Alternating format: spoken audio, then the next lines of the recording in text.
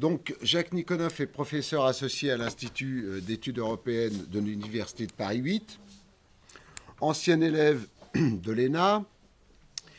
Il a été attaché financier à New York pendant plusieurs années, c'est-à-dire dans le cœur du système qui lui a permis de l'étudier en profondeur.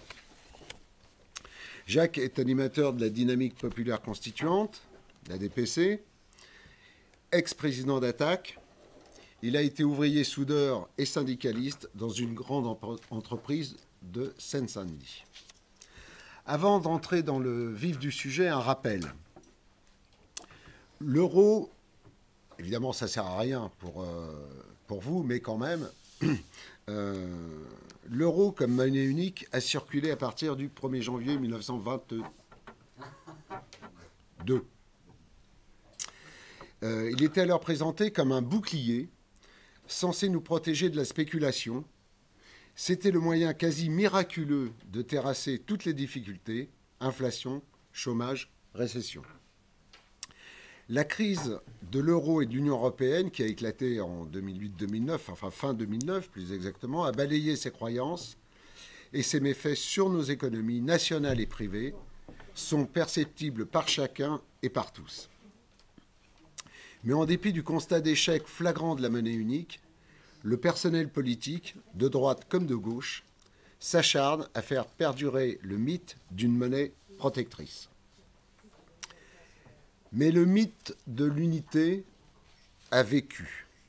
Les pays de l'Union souffrent de leur appartenance à la zone euro, puisque la gestion de la monnaie s'est faite au détriment des intérêts de pratiquement tous les pays, dont bien sûr la France, au bénéfice de l'Allemagne.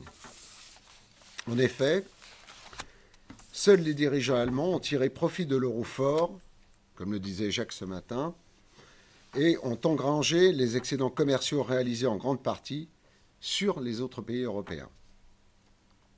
De la droite à la gauche, il s'est fait en France un consensus qui accepte l'ordre monétaire néolibéral incarné par l'euro. Jacques le disait ce matin.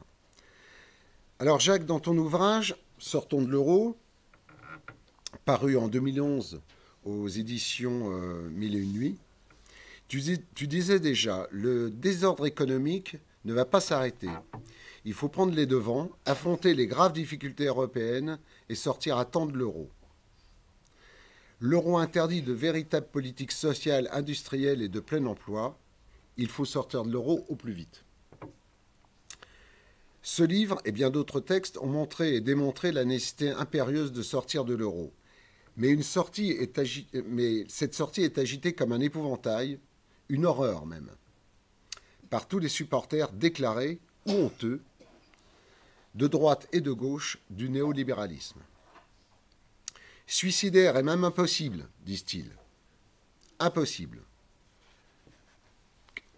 Impossible, ce mot n'est cependant pas un argument, mais a fini par semer le doute chez les citoyens qui pensent qu'il n'y a pas de voie de sortie de l'euro. Mais nous le savons tous ici, nous devons et pouvons sortir du piège euro autant que du piège UE. Alors Jacques, comment sortir de l'euro? D'accord. Alors, on va étudier ça sur le plan pratique, cette fois-ci, sous deux aspects. Le premier, c'est la liste des opérations qu'il faut faire pour sortir de l'euro. Et le deuxième aspect, c'est l'ordonnancement de ces opérations. C'est-à-dire dans quel ordre faut-il les faire, à quel rythme, est-ce qu'il y a des choses qui doivent être faites avant d'autres, etc. Voilà un raisonnement, disons, de manœuvre, c'est-à-dire comment organise-t-on la manœuvre pour sortir de l'euro et de l'Union européenne une fois que nous avons identifié les points clés qu'il faut maîtriser.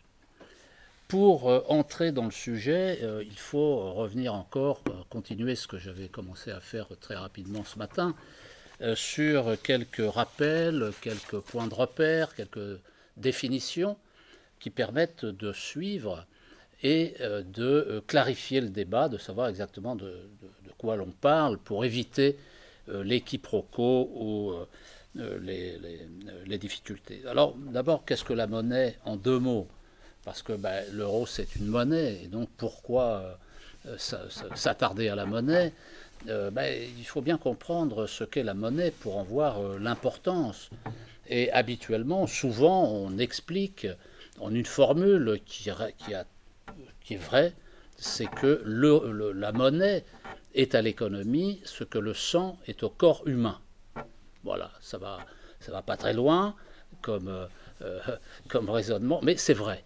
C'est vrai, la monnaie permet d'irriguer une société. Donc je pense que déjà ce repère fondamental peut être diffusé, expliqué aux citoyens lambda qui va comprendre immédiatement parce qu'il le vit lui-même en quelque sorte. Si son portefeuille est vide, il ne peut rien acheter, il ne peut rien faire, il ne peut pas manger, il ne peut pas payer son loyer, il ne peut rien faire. Donc voilà, la monnaie est à l'économie ce que le sang est au corps humain. Ensuite, évidemment, une fois qu'on a dit ça, il faut aller un peu plus loin et considérer que démystifier la monnaie, parce que beaucoup de gens, aujourd'hui, on entend dire que des gens émettent des craintes de perdre la monnaie fiduciaire, la monnaie billet physique, pièces et billets, parce que c'est remplacé par la monnaie scripturale, celle qui est dans les comptes des banques sous la forme d'écriture numérique maintenant, et que le fait de ne plus avoir de billets, de moins en moins de billets en circulation et de pièces, est quelque chose de dangereux pour eux. Bon, c'est un peu des chimères, tout ça. Il faut clarifier. Donc la monnaie a deux formes désormais. La monnaie donc fiduciaire, pièces et billets, qui est émise par la Banque centrale, et la monnaie scripturale, j'en parlais, donc les écritures dans les comptes bancaires qui représentent 90% de la monnaie. Les billets, les pièces, c'est que 10% de la monnaie en circulation. Et les deux, monnaie scripturale et monnaie fiduciaire, sont de la monnaie. On est déjà largement dans la monnaie virtuelle. Donc on peut expliquer ça tranquillement. C'est pas très compliqué à comprendre et ça permet quand même de clarifier les choses parce que, par exemple, les questions pratiques d'impression des billets, quand on passe à l'euro, on change de monnaie, donc il faut des nouveaux billets, c'est pas si compliqué que ça.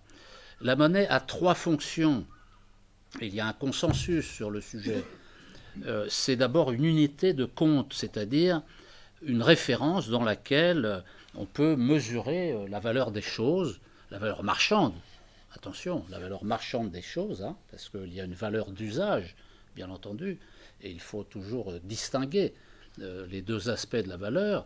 Et il faut, ça permet, l'unité de compte, ça permet de comparer les valeurs marchandes entre elles, évidemment. La monnaie est ensuite une réserve de valeur ou d'épargne dans laquelle on peut mesurer, transférer, dans laquelle on peut transférer du pouvoir d'achat dans le futur sous la forme matérielle ou sous la forme d'instruments financiers. Sous la forme matérielle, c'est l'immobilier. L'immobilier est une réserve de valeur. Et sous la forme d'instruments financiers, le livret A, par exemple, tous les fonds d'épargne, quels qu'ils soient, sont des réserves de valeur que l'on peut réutiliser dans le futur. Donc, deuxième aspect, la réserve de valeur ou d'épargne pour la monnaie. Et puis la troisième fonction de la monnaie, c'est qu'elle est un intermédiaire des échanges. C'est un moyen de paiement. La monnaie permet de s'affranchir. Là aussi, on voit surgir des vieilleries, le troc, etc. Enfin, des vieilleries. Je ne dis pas qu'il faut supprimer le troc. Il y a les CELD, vous avez entendu parler de ça, les échanges, systèmes d'échanges locaux, etc. C'est très bien, c'est très bien. Mais évidemment, c'est pas comme ça, sur le plan macroéconomique, que l'on peut transformer une société. Le troc c'est valable si on trouve quelqu'un qui est prêt à échanger avec ce dont on a besoin. Donc vous voyez la complexité inimaginable du troc, parce qu'il faut trouver le type, il faut passer un temps fou à trouver. Enfin, bon, bref, c'est absurde. La monnaie, comme moyen de paiement, permet de s'affranchir des insuffisances du troc en constituant une valeur échangeable contre tous les biens et services, dans la mesure où les autres acteurs de l'économie l'acceptent également. C'est-à-dire, il faut qu'il y ait une acceptation sociale de la monnaie. Alors, tout le monde le sait là aussi, la monnaie a pris des formes différentes au cours de l'histoire. Elle prendra encore des formes différentes dans l'avenir. Le sel, le nacre, l'ambre, différents métaux, des coquillages, on peut considérer, c'est quasiment infini.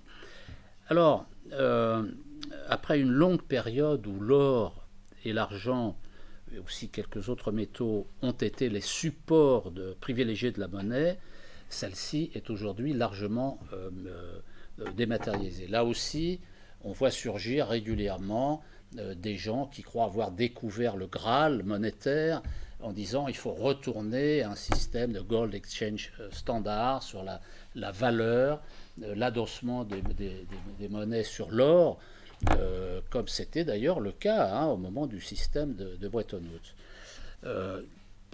Pourquoi pas, mais on est quand même loin maintenant de ce genre de système. La création monétaire maintenant. La création monétaire, c'est le processus par lequel la masse monétaire d'un pays ou d'une région, comme la zone euro, va augmenter. Alors, les banques centrales créent de la monnaie en achetant des actifs financiers, comme les bons du Trésor, par exemple, ou en prêtant de l'argent aux banques commerciales en échange de reconnaissance de dette. La création monétaire, ça n'est pas la planche à billets comme dans le passé. Avant, oui, la création monétaire, c'était la planche à billets. Là, pourquoi on utilise le mot planche à billets? Parce que les imprimeries, à l'époque, utilisaient des planches en bois sur lesquelles étaient gravés ceux qui devaient être imprimés. Donc la planche à billets, c'était en effet les gens qui imprimaient des billets. C'est plus ça du tout. Aujourd'hui, la création monétaire, c'est de la monnaie virtuelle, scripturale. Et donc, les réserves obligatoires et qui sont exigées par les banques centrales, réserves obligatoires, ça signifie que les banques qui prêtent, les banques commerciales, je ferai la distinction entre banques commerciales et banques d'affaires, on peut le faire tout de suite d'ailleurs, les banques commerciales sont des banques qui sont spécialisées sur les prêts aux ménages, les prêts aux entreprises, alors que les banques d'affaires sont spécialisées sur les titres, actions, obligations, émission d'actions d'obligations pour les entreprises, fusion, acquisition, etc. Je précise quand même que la confusion des rôles entre le crédit, c'est-à-dire l'économie réelle, le crédit bancaire, et ce qui est déjà l'économie financière avec les titres, ce mélange des fonctions à l'intérieur des banques est une des causes de la Grande Dépression des années 20, aux États-Unis en particulier, qui a conduit Roosevelt, en 1933, à émettre le Glass-Steagall Act, c'est-à-dire la loi qui sépare les activités des banques commerciales et des banques d'affaires. Ils sont d'ailleurs, depuis Clinton, ils sont revenus, ils ont refait la fusion aujourd'hui, ce qui n'est pas pour nous rassurer. En France, c'est un mélange. On parle de banque universelle. Une des réformes qu'il faudrait faire serait certainement de revenir à une sorte de Glass-Steagall Act français pour séparer les deux activités. En tout cas, les banques commerciales devaient déposer à la Banque centrale leurs réserves obligatoires en contrepartie des prêts. Bon, on ne va pas rentrer ici dans le détail, peut-être dans la discussion si on a le temps. Et donc, la politique monétaire, c'est donc l'action par laquelle l'autorité monétaire, autrement dit la banque centrale d'un pays, agit sur l'offre de monnaie. Depuis le début, depuis la crise de 2008, la crise des subprimes, et la crise Covid 2020, pardon, le bilan des banques centrales a explosé. Je vais vous donner 2-3 chiffres. La taille du bilan de l'eurosystème, ce qu'on appelle l'eurosystème, c'est l'addition de la Banque centrale européenne et des banques centrales de chaque pays membre de l'Union européenne, de la zone euro. Et donc, on est passé en 2015, on était sur une base 100. En 2000, la BCE était à 250% du PIB. En 2016, 250% du PIB. Pour mémoire, la dette publique française, aujourd'hui, dépasse 100% du PIB. Donc, on ne fait pas tout un cirque sur la dette de la Banque centrale européenne. On verra pourquoi. Et en 2023, l'eurosystème, la taille du bilan, c'est 7 000 milliards d'euros. 7 000 milliards d'euros.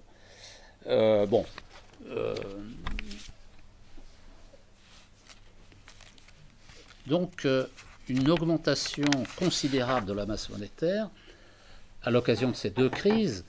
La masse monétaire a été multipliée par 4 en Europe, par 8 aux États-Unis. C'est totalement contradictoire avec les canons néolibéraux.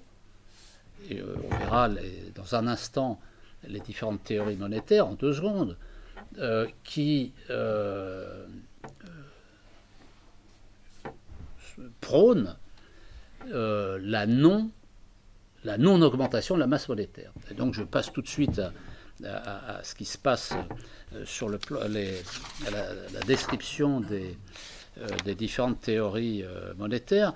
Il y a la théorie quantitative de la monnaie qui explique que, une vieille théorie, qui explique que les prix des biens et services et le salaire, qui est le prix de la force de travail, sont influencés par la quantité de monnaie émise dans la société. C'est-à-dire, si la masse monétaire augmente, c'est un facteur inflationniste. Et donc, il y aura de la source de l'inflation, selon cette théorie, réside dans l'augmentation de la masse monétaire. Il ne faut donc pas augmenter la masse monétaire. Le monétarisme, autre théorie entre guillemets, reprend la suite de la théorie quantitative de la monnaie pour expliquer que, en effet, l'action de l'État en matière monétaire serait inutile, voire dangereuse. Donc, dépolitiser la monnaie. Dépolitiser la monnaie, créer un automatisme, un mécanisme automatique pour gérer la monnaie. C'est la théorie sous-jacente à la création de l'euro et aux objectifs fixés à la Banque centrale européenne. Le keynésianisme, pour les keynésiens, la monnaie n'est pas neutre, mais au contraire, elle peut jouer un rôle actif dans le fonctionnement de l'économie sous certaines conditions, dont on pourra reparler si on veut. À quoi sert l'indépendance des banques centrales, qui aujourd'hui est la réalité, non seulement dans les pays occidentaux, mais dans une très grande majorité des pays. Et on parlait des BRICS, ce serait intéressant de regarder un petit peu comment fonctionnent les banques centrales dans ces pays, parce que c'est là que l'on voit comment véritablement, quels sont les objectifs d'économie, de macroéconomie, en fonction de le degré d'indépendance de la Banque centrale. Alors, il est aussi, il y a une formule, il est d'usage, en tout cas certainement excessif, d'affirmer que, comme certains le font, qu'il n'y a que trois grandes inventions depuis le commencement des âges. C'est le feu, la roue et la banque centrale. Alors, c'est en effet certainement excessif, mais pas faux quelque part. Pas faux quelque part parce que la banque centrale est un outil absolument colossal pour peser sur la réalité économique. On a parlé hier ou ce matin rapidement de la phase de reconstruction à partir de 1944 et le rôle de la Banque de France a été absolument considérable parce que la Banque de France prêtait directement aux entreprises et elle faisait de la création monétaire, elle prêtait de l'argent à l'État sans intérêt parfois et parfois sans remboursement. Pendant les guerres, la guerre de 14, j'ai fait des études là-dessus pour regarder comment la guerre était financée en 1914.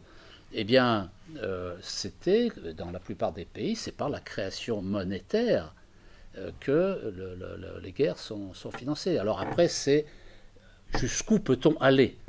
Mais il y avait un mécanisme politique qui était la décision, le vote du Parlement pour fixer un maximum en termes de PIB, la proportion du PIB qui peut être prêté ou donné en réalité, surtout donné à l'État par la Banque de France. Donc tout ça, ce sont des modalités de financement de l'économie dont ne veulent pas entendre parler les libéraux, et encore plus les néolibéraux, parce que selon eux, c'est facteur d'inflation. Alors un mot sur l'inflation. L'inflation, c'est ce qu'il y a de pire pour le capital, parce que l'inflation ronge le rendement du capital. Et donc, pour éviter que le capital ne soit rongé, il faut lutter contre l'inflation. Et lutter contre l'inflation, il faut traduire, c'est lutter contre les salaires. Et c'est la raison pour laquelle la Banque centrale européenne s'est fixé un objectif de 2% d'inflation, de stabilité des prix à 2%, parce que c'est une garantie de rendement du capital. C'est une garantie de blocage des salaires. Parce que le salaire étant un prix, si le salaire augmente, c'est un mécanisme inflationniste, alors que c'est l'expression d'un rapport de force entre le capital et le travail, évidemment. Alors,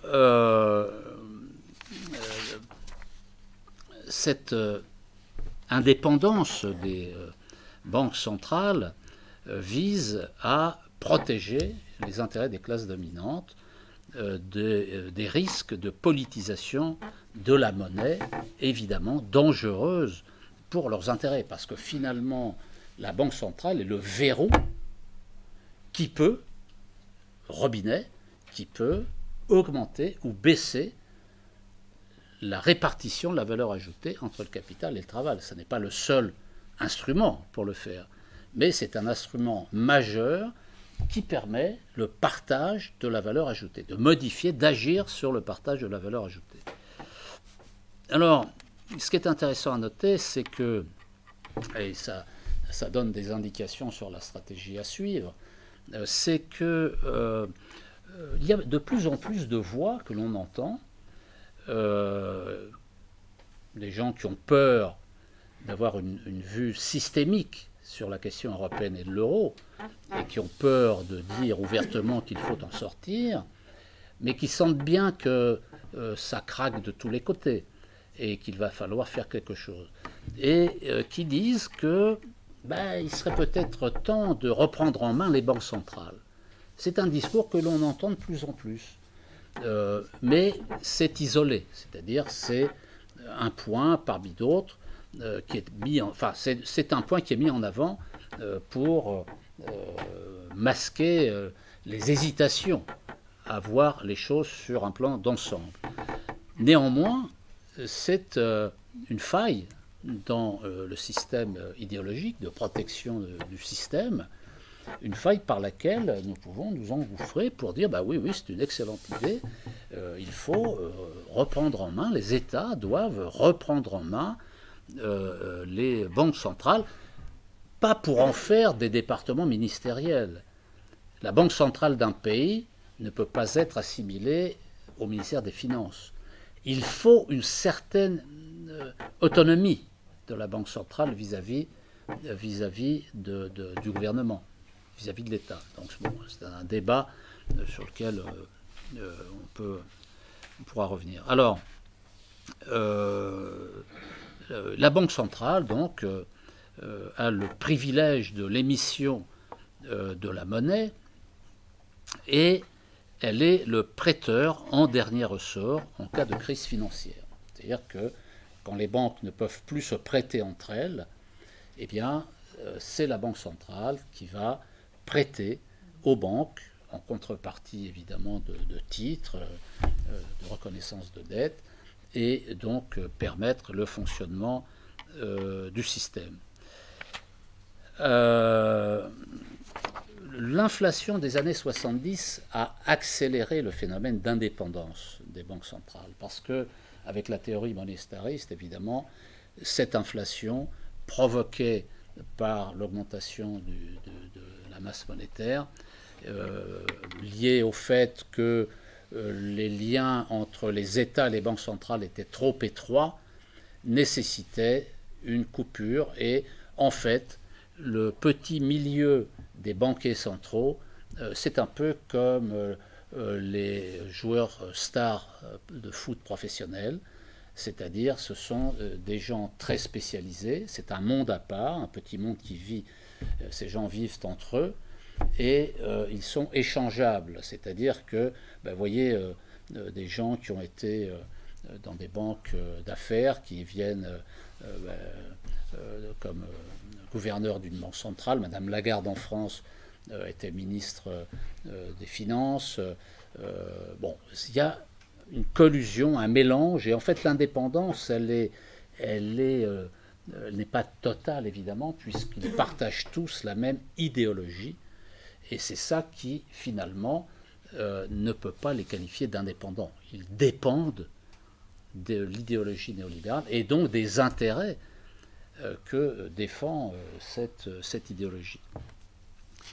D'où un travail absolument rapide, on le verra après dans l'ordonnancement des opérations, mais il faut neutraliser, mettre la main sur la Banque centrale tout de suite, le plus vite possible.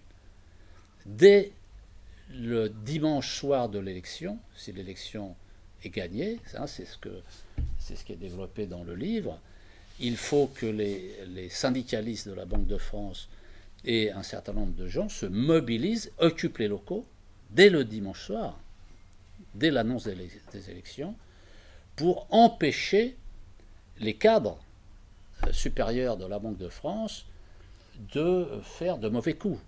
Pas seulement déménager les lingots d'or, bon ça c'est la petite histoire, mais surtout pour contrôler les opérations avec l'étranger et avec les banques sur place. Donc il y a une opération à mener tout de suite pour s'assurer que, alors ça peut prendre des formes différentes, les gens peuvent rester dehors, peuvent rentrer, enfin bon.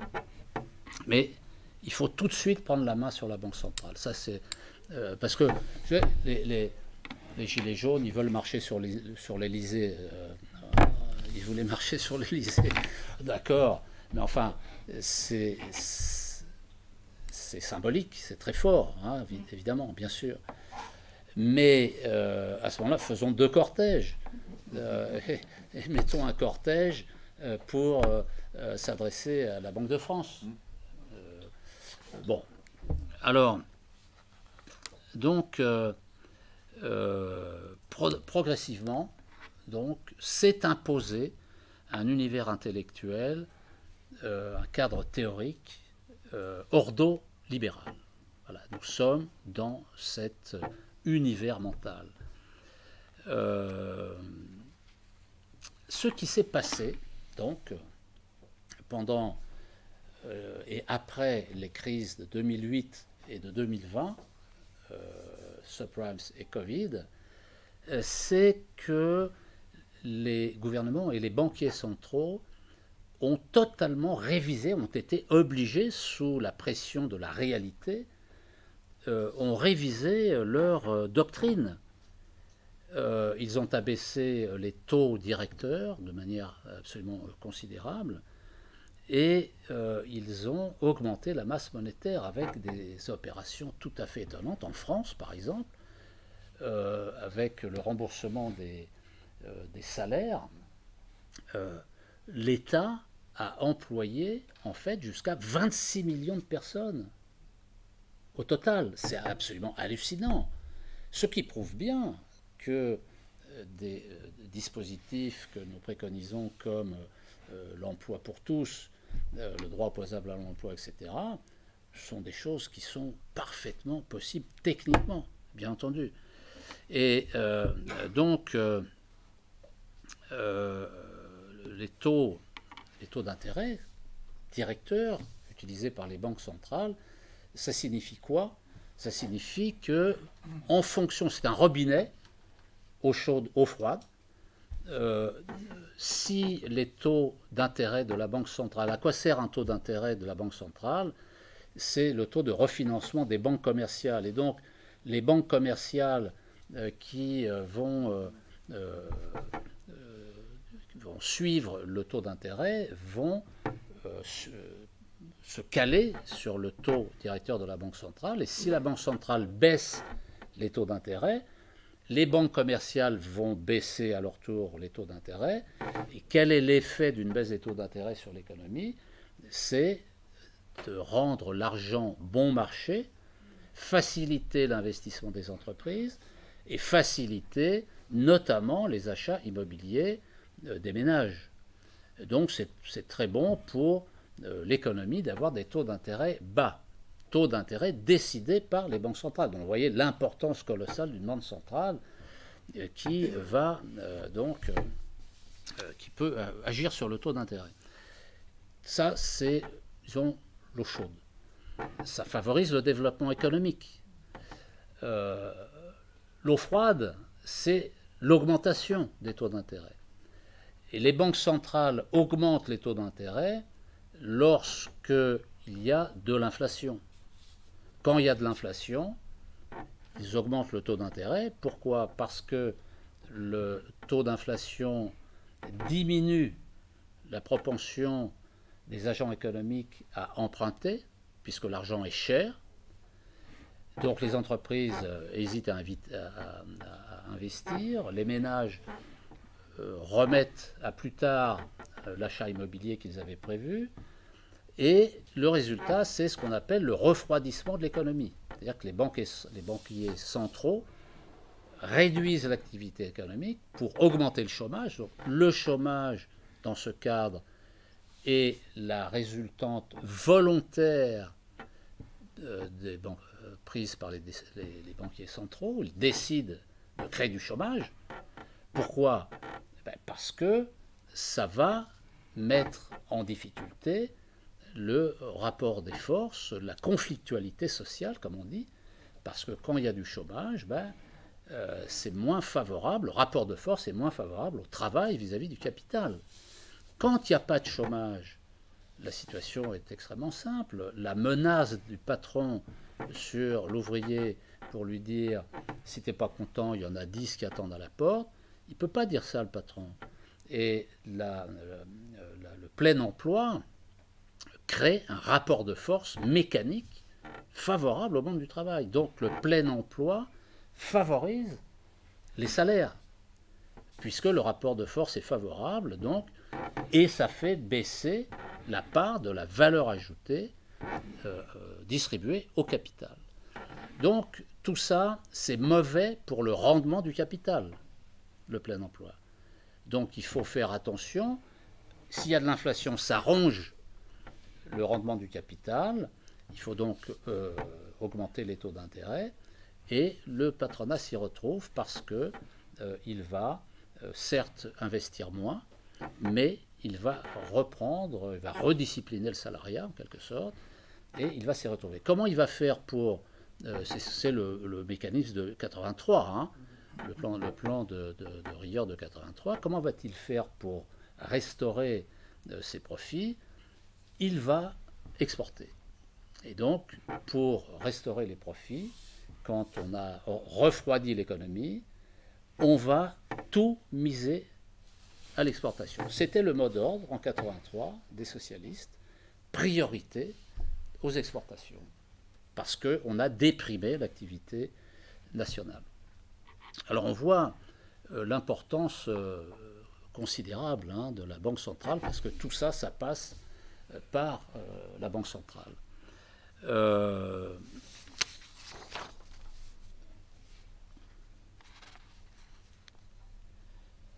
Alors, pardon? D'accord. Alors, ce qui a été fait quand même,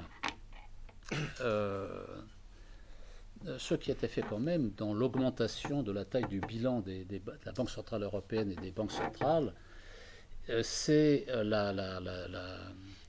au moment de 2020, en fait, au moment de la crise de 2020, c'est le fameux PEPP, le programme temporaire d'achat de titres d'urgence, alors qui est en contradiction totale avec les dogmes monétaristes. C'est un programme qui prend le contre-pied complet de toute la construction européenne, y compris des traités. C'est quoi ce programme? C'est un programme de 1850 milliards d'euros d'achat de titres. C'est-à-dire que la Banque centrale européenne et les banques centrales de l'eurosystème ont le droit d'acheter des titres, ce qui était jusqu'à présent formellement interdit. Mais ces titres ne sont pas achetés sur le marché primaire, ils sont achetés sur le marché secondaire. C'est important de faire la distinction et de comprendre la distinction entre les deux. Le marché primaire des titres financiers, c'est le marché du neuf. C'est comme le marché automobile. Vous pouvez acheter une voiture neuve ou une voiture d'occasion. Les titres financiers, c'est pareil. Vous pouvez acheter des titres à l'émission, soit l'État émet des titres, les obligations du Trésor, soit une entreprise émet des titres. C'est le marché primaire. Donc vous pouvez acheter directement au moment de l'émission. Ou bien vous pouvez acheter une voiture d'occasion ou des titres, une action en bourse. Si vous achetez une action en bourse, généralement, ce n'est pas au moment de l'émission, c'est une fois que l'action a été émise, qu'elle est passée déjà de main en main. Pareil pour les obligations. Ils ont en fait utilisé un artifice juridique parce que le traité n'est pas bien rédigé partout et qu'il ne précisait pas si cette interdiction d'achat de titres concernait les émissions, seulement les émissions, toutes les émissions primaires et secondaires. Comme il y avait une ambiguïté, ils se sont dit, on ne va pas acheter des titres primaires, parce que là, ce serait vraiment la porte ouverte à n'importe quoi. On va acheter sur le marché secondaire. On va ramasser ce qu'il y a sur le marché secondaire. C'est comme ça qu'une brèche a été ouverte sur cet aspect-là, parce que ça peut faire jurisprudence. Je ne dis pas que le combat doit être frontal, évidemment, pour la sortie de l'euro de l'Union européenne. Mais quand il y a des failles comme ça, il faut s'engouffrer dans les failles. On le verra dans les stratégies à suivre. Parce que pour d'autres opérations, par exemple, la décarbonation ne peut pas résulter seulement des mécanismes du marché. Il faut qu'il y ait des investissements publics parce que les ménages à faible revenu ne peuvent pas financer la décarbonation. Donc il faut bien qu'il y ait, par exemple, des mécanismes de crédit accordés qui peuvent passer par du financement de banque centrale. Alors, autre clarification, c'est monnaie unique, monnaie commune. Clarification importante, si on veut s'y retrouver. Parce que, d'abord, une monnaie unique, qu'est-ce que c'est et qu'est-ce que c'est qu'une monnaie commune? La monnaie unique, c'est une monnaie qui se substitue à des monnaies existantes sur une zone rassemblant plusieurs pays. Elle implique une politique monétaire unique, évidemment. En revanche, une monnaie commune est partagée par plusieurs États, bien sûr, puisqu'elle est commune, mais elle ne remplace pas les monnaies nationales. C'est-à-dire qu'en fait, il y a deux monnaies. Il y a la monnaie nationale qui reste, avec l'indépendance monétaire du pays en question, mais il y a, donc le pays conserve sa souveraineté monétaire, mais il y a en plus une monnaie commune. Et donc, chaque pays peut mener les politiques monétaires qui conviennent à sa réalité socio-économique et politique.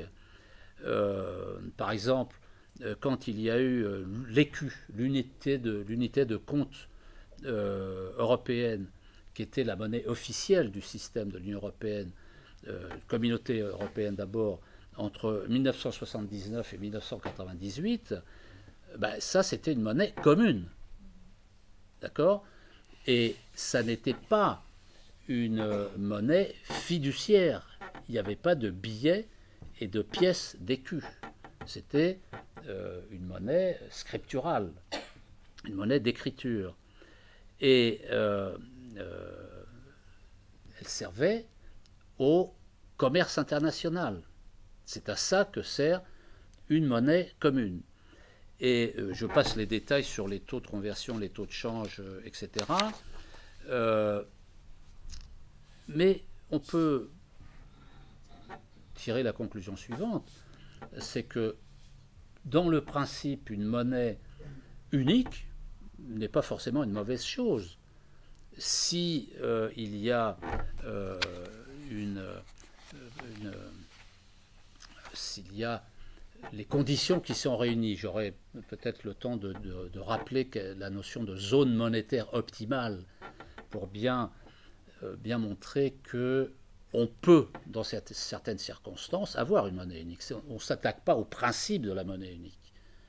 On s'attaque au fait que les conditions dans lesquelles cette monnaie a été décidée, son mode de fonctionnement, ne permettent pas de répondre aux nécessités économiques et sociales des pays membres. En revanche, la lutte pour une monnaie commune est un objectif intéressant. On peut parfaitement, ça fait moins peur.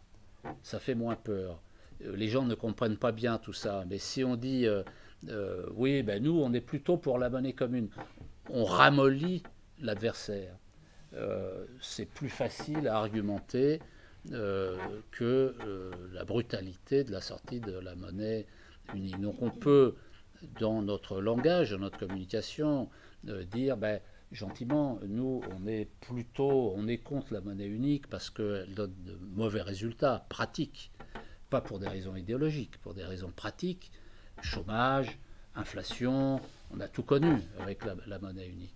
Donc nous on est plutôt pour une monnaie commune, parce que la monnaie commune, elle permet d'avoir un effet sur le commerce international et d'avoir notre souveraineté monétaire intacte, pouvoir dévaluer, pouvoir, etc. Bon, alors, donc je passe, il y a beaucoup de choses. Avant de passer aux aspects pratiques, il reste combien ? 20 minutes. 30. D'accord, 20 minutes 30. 20 minutes 30. D'accord. 20 minutes, tu peux aller jusqu'à 30. Ah d'accord, ok. Donc ce que l'on peut ajouter à cette étape de réflexion, c'est un petit rappel pseudo-théorique sur la politique monétaire et financière de l'Union européenne à partir de l'article 120 du traité de Lisbonne, qui dit la chose suivante: les États membres de l'Union agissent dans le respect du principe d'une économie de marché ouverte où la concurrence est libre, favorisant une allocation efficace des ressources. Il faut retenir, évidemment, l'économie de marché ouvert, blabla, et là, pour ce qui nous occupe, l'allocation efficace des ressources. C'est la fameuse théorie, entre guillemets, de l'efficience des marchés, qui est entrée dans la Constitution française, puisque le traité de Lisbonne a été intégré à la Constitution française. Alors, la théorie de l'efficience des marchés, elle est simplissime. Il ne faut pas que les États s'occupent de finances parce qu'ils vont faire, par principe, de mauvais choix. Des choix guidés par l'électoralisme, par le favoritisme, par le népotisme, par toutes sortes de raisons. Ce ne sera pas rationnel, ce ne sera pas optimal. Et il faut donc, pour que ce soit efficace, que le marché, par ses propres mécanismes, détermine là où il faut investir. Pourquoi ? Parce que la vérité de l'investissement, c'est son rendement. Et le marché, donc, va trouver, normalement, les opérations, les projets à financer parce qu'ils assurent un bon rendement. Le marché est plus adapté, plus à même de déterminer les projets que l'État.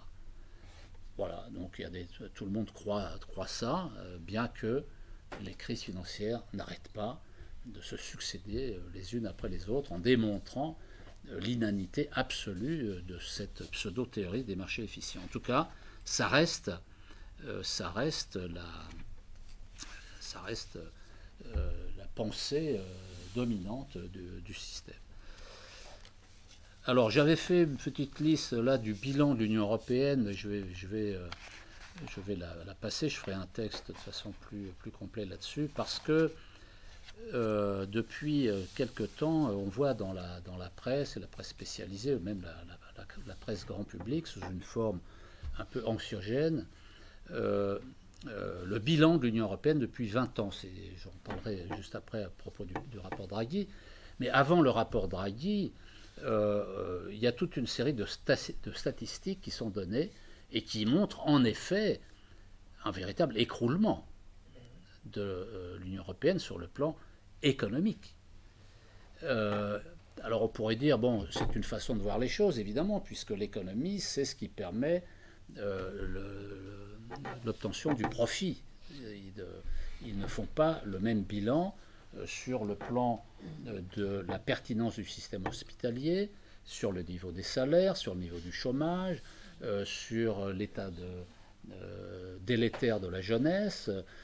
Non, ça fait pas partie du bilan.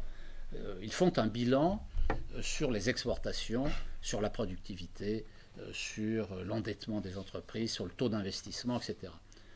Ce sont des indicateurs intéressants, évidemment, à prendre en compte. Et on voit que sur tous ces indicateurs, l'Union européenne est dans le rouge, en contradiction totale par rapport à ce que je disais du sommet de Lisbonne en 2000. Aucun des objectifs fixés en 2000 n'a été atteint. C'est un échec total. Ça fait des arguments à présenter aux gens. Pourquoi c'est l'échec?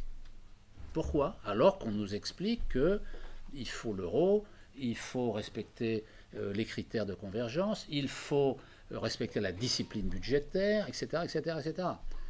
Ce qui a été fait plus ou moins. Mais je peux donner... il faut élargir encore. Hein? Et pourquoi il faut élargir encore? Tout à fait. On va voir pourquoi l'opération qui est en cours là de développement... Bon, on verra ça dans des articles à venir, mais on peut retenir de ce bilan qui est fait dans la presse spécialisée, la grande presse, que ça ne va plus du tout pour l'Union européenne en termes d'innovation, en termes d'investissement, en termes de budget consacré à la recherche, en termes de système éducatif. Ça, c'est vraiment, on est les derniers de la classe. La zone euro est la zone la plus médiocre du monde en termes économiques, alors qu'elle devait être un bouclier. Hein, c'était comme ça que ça nous a été vendu, etc., etc. On a des arguments massifs pour montrer que ça ne marche pas. Et si on veut sortir, c'est pour que ça marche. Voilà. C'est pas de l'idéologie, c'est où ça marche pas. Où il y a des salaires qui montent ou des salaires qui baissent, où il y a de l'emploi qui monte ou de l'emploi qui baisse, où il y a de l'innovation, il n'y en a pas, où il y a un équilibre du commerce international, où on conserve nos entreprises, où on continue à les laisser partir, etc. Voilà. Là, franchement, on est sur un terrain gagnant. Et la réalité, un jour ou l'autre, va apparaître aux yeux de tous. Mais cette réalité est masquée. Elle est masquée aujourd'hui avec, par exemple, le rapport Draghi, dont je vais dire un mot. Le rapport Draghi, c'est qui a été remis à la Commission européenne, qui porte sur la compétitivité. Je disais ce matin, je donnais une définition de la compétitivité. Il propose 3 axes, le rapport Draghi. Le premier axe, c'est innover et combler le retard technologique. Alors c'est vrai, quand on regarde les chiffres, l'Union européenne, le système de l'Union européenne est loin des États-Unis, du Japon, de la Chine en matière technologique. Et bien sûr, dans les mécanismes du commerce international marchand, les entreprises européennes ont beaucoup de difficultés à apparaître. Elles ne pèsent rien. Elles sont d'ailleurs achetées. Les start-up, beaucoup s'en vont aux États-Unis. Et donc, c'est sur ce qui apparaît comme porteur d'avenir, les nouvelles technologies, l'Europe est complètement à la ramasse. Et c'est le résultat des mécanismes du marché. Donc, pour corriger ça, comment on peut faire? C'est de déroger aux mécanismes du marché, par la Banque centrale, par d'autres mécanismes. Donc, ça, ce sont des choses qui peuvent apparaître évidentes à des tas de gens. Et qui peuvent se dire, oui, après tout, l'indépendance des banques centrales, la Banque centrale européenne et tout ça, on voit le résultat. On est les derniers de la classe. Le deuxième axe du rapport Draghi, c'est avoir un plan commun pour la décarbonation et la compétitivité. Alors, décarbonation et compétitivité, ça ne se marie pas bien ensemble. La décarbonation, c'est un processus qui doit mêler des investissements publics et privés, bien entendu. Mais ça ne peut pas résulter des mécanismes du marché seulement. Et c'est pour ça qu'ils ajoutent compétitivité, parce que compétitif, encore une fois, ça veut dire gagner des marchés, des parts de marché sur les autres, à l'étranger. Comment?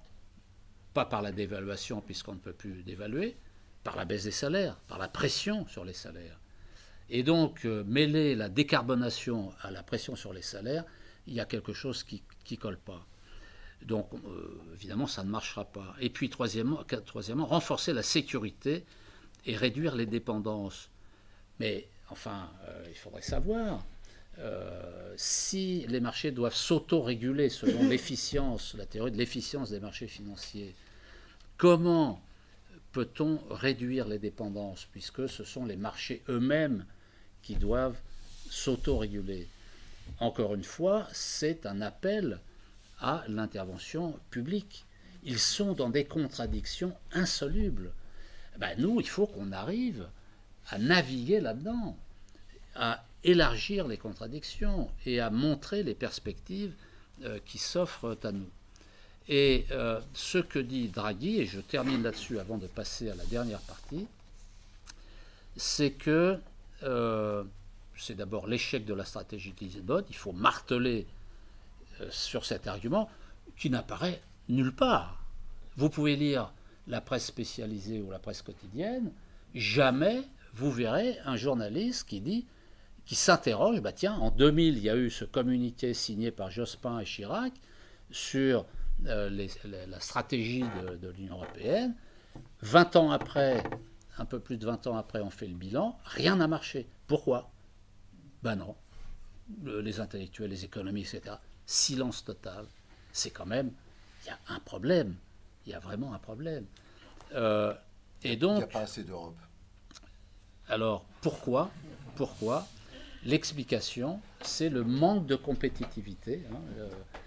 C'est-à-dire que on reste avec des salaires trop élevés, malgré toutes les pressions qui ont été faites ces dernières années.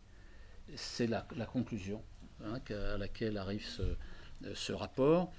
Mais ce qu'il explique, Draghi, et ça c'est tout à fait nouveau, il dit si les propositions contenues dans son rapport ne sont pas mises en œuvre, il y aura une lente agonie de l'Union européenne, je reprends l'expression, une lente agonie de l'Union européenne qui est face à des, je cite, défis existentiels. Il ne dit pas ça pour faire peur à ses petits camarades. Il propose d'ailleurs 800 milliards d'euros par an, dont 600 milliards pour le privé. Mais c'est déjà une intervention publique. Donc, il ne dit pas ça pour faire peur à ses petits camarades, c'est qu'ils ont la trouille. Ils ont la trouille parce que rien ne marche. Ça ne marche pas, leur truc. Et c'est une occasion où jamais la situation a été aussi bonne sur le plan objectif. En ajoutant à cela le poids des BRICS, qui permettrait une sortie de l'euro et de l'Union européenne beaucoup plus facile, parce que la France pourrait s'adosser à un ensemble qui, il y a encore 10 ans, n'existait pas et qui nous aurait mis face au dollar. Là, il y a donc des opportunités. Alors, je termine sur les aspects pratiques, mais on comprend bien que si on n'a pas ces repères en tête et ce cadrage, les aspects pratiques n'ont pas de colonne vertébrale. Et on est un peu comme le canard à qui on a coupé la tête, il continue à courir, mais il divague. Alors, donc, avant quand même, juste une petite 2 minutes sur le rapport des forces tel qu'il peut apparaître, disons, dans les sondages. Où en est l'opinion publique par rapport à l'euro et à l'Union européenne? Parce que ça, il faut aussi, je passe la formule habituelle sur les sondages à prendre avec pincette, mais il y a quand même quelque chose à retenir de ça. En 92, par exemple, 59% des Français soutiennent l'idée de la monnaie unique, malgré le résultat du référendum. À l'époque, seuls 36% des Allemands. Ben oui, on comprend pourquoi. Le mark était la monnaie de référence. Les Allemands sont privés du mark par l'euro. Ils ont peur. Sauf qu'ils n'ont pas compris sur le coup, ils comprendront plus tard, que l'euro est le nouveau nom du mark. Bon, là maintenant ça va mieux. Ils sont rassurés. Alors, ensuite, en 98, seuls 36% des Français pensent que l'introduction de l'euro améliorera leur vie quotidienne. Bon, c'est intéressant. En 2021, 7 habitants de la zone euro sur 10 sont favorables. Et on voit que après la pandémie, en fait, après les crises, l'euro est une bonne chose pour les 15, l'Europe des 15. À l'époque, aujourd'hui il est 19, ça passe de 47 à 69%. C'est-à-dire qu'on est quand même, bon, malgré les exemples qui ont été donnés ce matin, positifs, de gens qui réfléchissent un peu plus sur le sujet, en fait, globalement, l'euro est soutenu par une majorité de personnes. Et ça augmente depuis la pandémie. Ça augmente au niveau européen et au niveau national. Donc il faut faire attention et donc de bien ajuster nos arguments, de bien comprendre l'état d'esprit global. Par exemple, il y a des paradoxes qu'il faut comprendre. Par exemple, 59% des électeurs de droite sont favorables à l'euro, 59%, 83% pour les électeurs de gauche. C'est-à-dire qu'on va mener la bataille pour la sortie avec plus d'électeurs de droite que d'électeurs de gauche. Donc, voilà. Donc, et si j'ai un reproche à faire à mon bouquin, entre autres, c'est que j'ai parlé de politique de gauche. Oui. J'aurais pas dû parler de politique de gauche. J'aurais dû parler de politique favorable aux intérêts du peuple. Parce que c'est la confusion. On le voit dans ce résultat de sondage. C'est énorme, la différence entre les deux. Ensuite,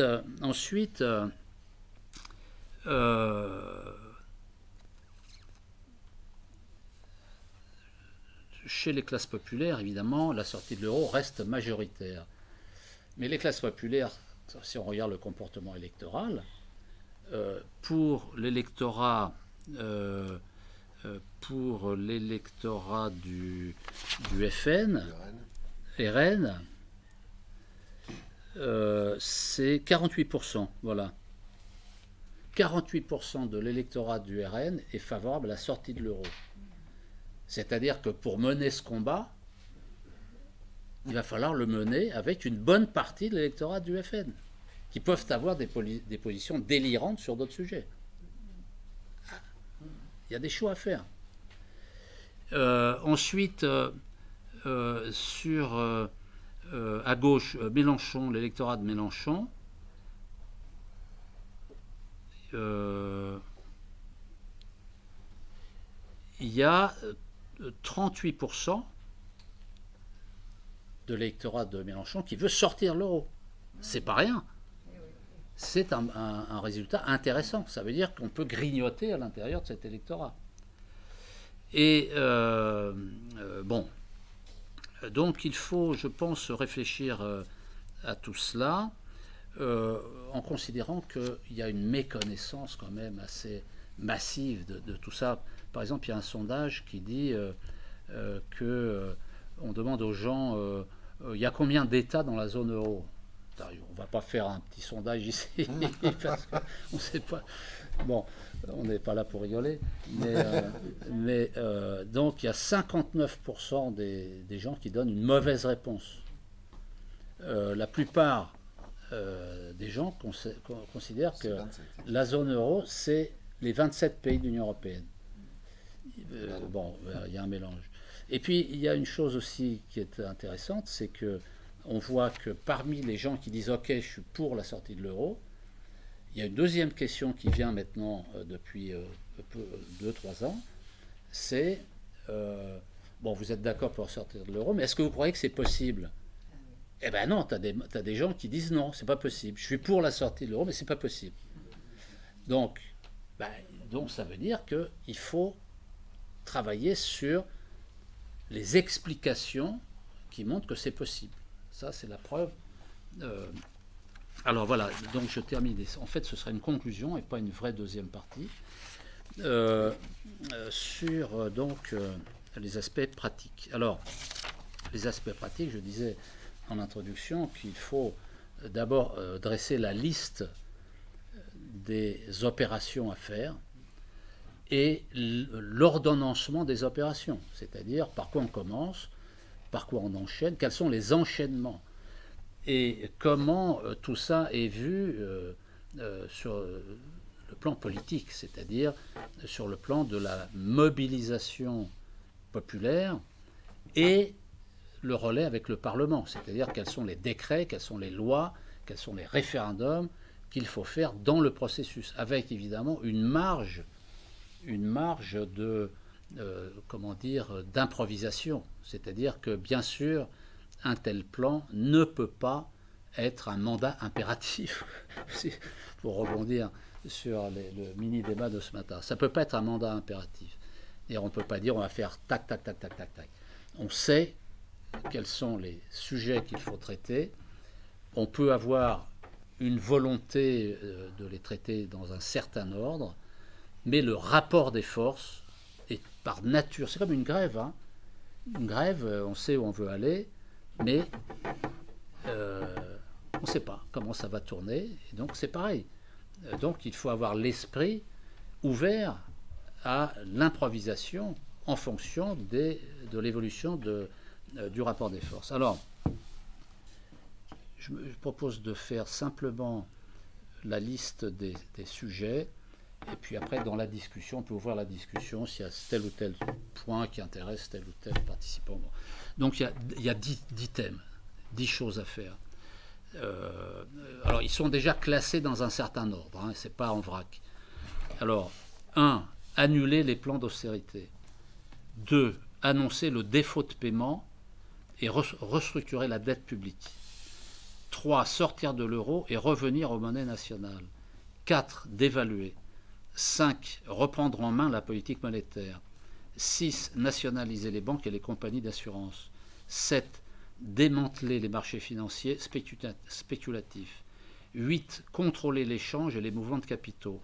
9. Lancer une nouvelle politique économique fondée sur le droit opposable à l'emploi, des mesures protectionnistes dans le cadre universaliste de la charte de la Havane et une mutation écologique du mode de production. 10.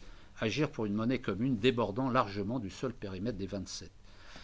Bon, voilà 10 thèmes qu'il faut mettre en œuvre par des décrets, par des lois, des référendums, dans un certain ordre, à compter du dimanche soir, et même avant d'ailleurs l'élection, parce que les marchés financiers vont s'agiter. On l'a vu avec la Grèce, hein, regardez ce qui s'est passé en Grèce, la pénurie de billets en Grèce. Hein, les banquiers n'ont plus alimenté les distributeurs de billets. Ça a fait flipper tout le monde. Et ça, c'est une manœuvre que les classes dominantes peuvent mettre en œuvre. Faire peur aux gens. Et priver, ne plus alimenter les billets de banque. Alors, il y a des mesures des titres de dette, enfin, je passe au détail, mais des contre-mesures extrêmement simples qui peuvent être préparées à l'avance et qui vont remplacer les billets de banque, parce que le symbole du billet de banque, c'est pas la même chose que la monnaie scripturale. Hein. Bon, ouais, je m'arrête. D'accord, merci Jacques.